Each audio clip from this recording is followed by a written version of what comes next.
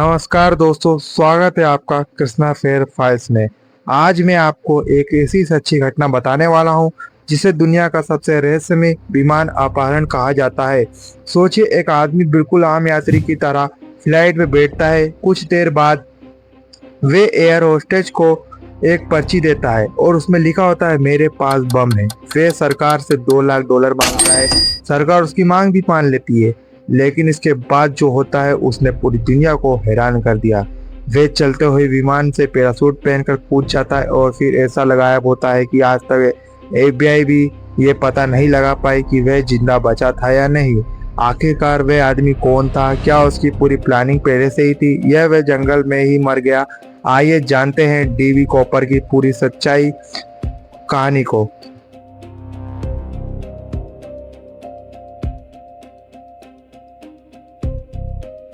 तो 24 नवंबर 1971 का दिन था। अमेरिका में थैंक्स गिविंग की छुट्टी शुरू होने वाली थी। पोर्टलैंड इंटरनेशनल एयरपोर्ट पर यात्रियों की अच्छी खासी भीड़ थी। उसी भीड़ में एक लगभग 40 से 45 साल का आदमी आराम से एयरपोर्ट के अंदर आया। उसने काला सूट पहन रखा था, सफेद शर्ट, काली टाई और हाथ में एक छोटा सा काला ब्रीफ केस था। देखने में वह बिल्कुल एक सामान्य बिजनेसमैन लग रहा था। उसने सेटल जाने वाली नॉर्थ वेस्ट ओरियन फ्लाइट 305 का वन वे टिकट खरीदा और टिकट पर अपना नाम डैन कॉपर लिखा। उस समय अमेरिका में फ्लाइट के लिए पहचान पत्र दिखाना जरूरी नहीं था, इसीलिए किसी ने उससे कोई सवाल नहीं पूछा। वे आराम से विमान में जाकर अपनी सीट पर बैठ गया।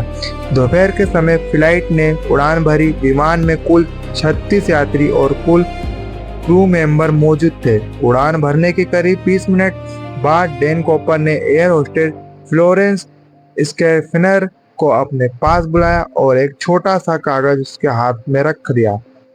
फ्लोरेंस को लगा कि वह उससे फ्लर्ट करने की कोशिश कर रहा है, इसलिए उसने बिना पढ़े वह पर्ची अपनी जेब में रख ली। तभी कॉपर मुस्कुराया और बोला, मैडम, बेहतर होगा आप इसे अभी पढ़ ले। फ्लोरेंस ने जैसे ही पर्ची खोली, उसके चेहरे के रंग उड़ गया। उस पर लिखा था, मेरे पास बम है। उसके हाथ कांपने लगे। कॉपर ने उसे शांत रहने को कहा और अपनी बगल वाली सीट पर बैठने के लिए कहा। फिर उसने अपना ब्रीफकेस थोड़ा सा खोला। अंदर लाल रंग की सिलेंडर जैसी चीज और उसमें जुड़े तार दिखाई दे रहे थे। फ्लोरेंस समझ गई कि यह मामला मजाक का नहीं है। फ्लोरेंस तुरंत कॉकपीट में गई और पायलट को पूरी बात बताई। थोड़ी ही देर में एयर ट्रैफिक कंट्रोल और FBI को इसकी सूचना दे दी गई।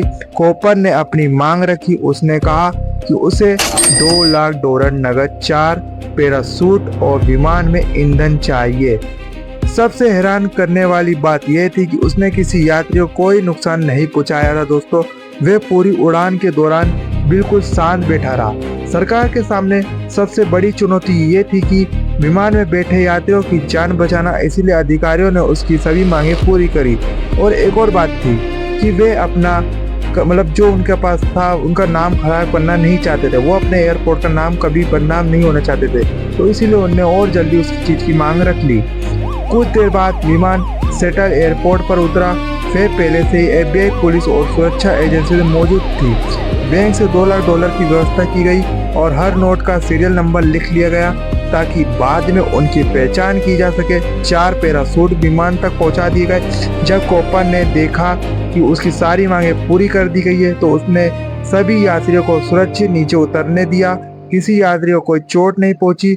अब विमान में सिर्फ पायलट, को पायलट, फ्लाइट इंजीनियर, एक एयर होस्टेस और डैन कॉपर भी बचे थे। इसके बाद कॉपर ने पायलट को आदेश दिया कि विमान मेक्सिको सिटी की ओर उड़ाया जाए। उसने कुछ खास शर्तें भी रखी। विमान लगभग 10,000 फीट की ऊंचाई पर उड़ाया जाए, उसकी गति कब रखी जाए और बोइंग 747 के पीछे वाले दरवाजे को इस्तेमाल करने की तैयारी रखी जाए। पायलट ने बताया कि विमान में इतना ईंधन नहीं है कि वह सीधे मेक्सिको सिटी पहुंच सके, इसलिए बीच में रेनो एयरपोर्ट पर रुकना पड़ेगा। कॉपर ने इस बात को मान लिया। रात हो चुकी थी, बाहर तेज बारिश और हवा चल रही थी। विमान फिर से उड़ान भर चुका था। करीब रात 8 बजे के बाद कॉपर ने एयर होस्टेस को कॉकपिट पे जाने के लिए कहा और खुद पीछे वाले हिस्से में चला गया। उसने पैरासूट पहना, पैसों से भरा बैग अपनी कमर से बांधा और बोइंग 727 का पिछला दरवाजा खोल दिया।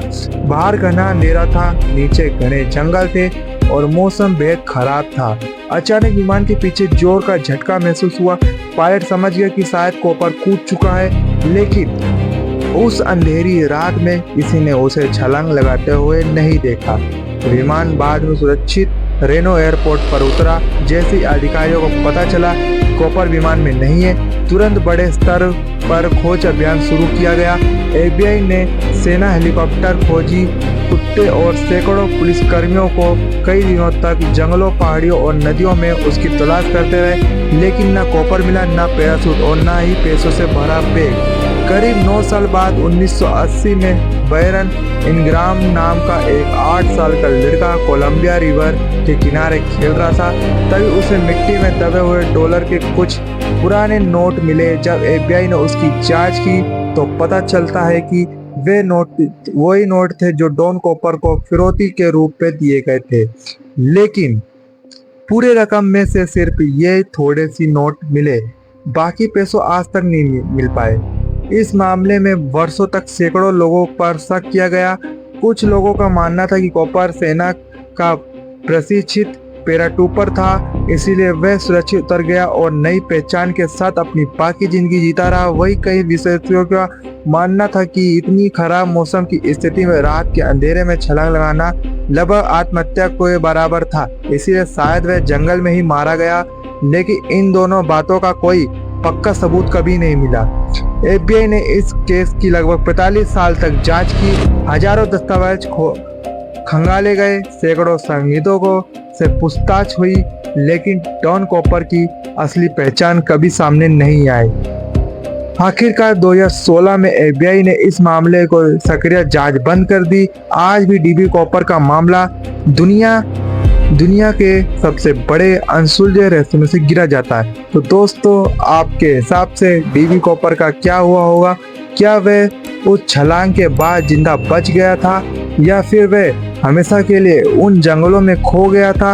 अपनी राय कमेंट में जरूर बताएं। अगर आपको ऐसी ही सच्ची रहस्यमय और इतिहास से जुड़ी कहानियां पसंद है तो कृपया हमारे कृष्णा फेयर फाइल्स को सब्सक्राइब करना बिल्कुल मत भूलिए। अगले वीडियो में फिर मिलते हैं एक रहस्यमय कहानी के साथ।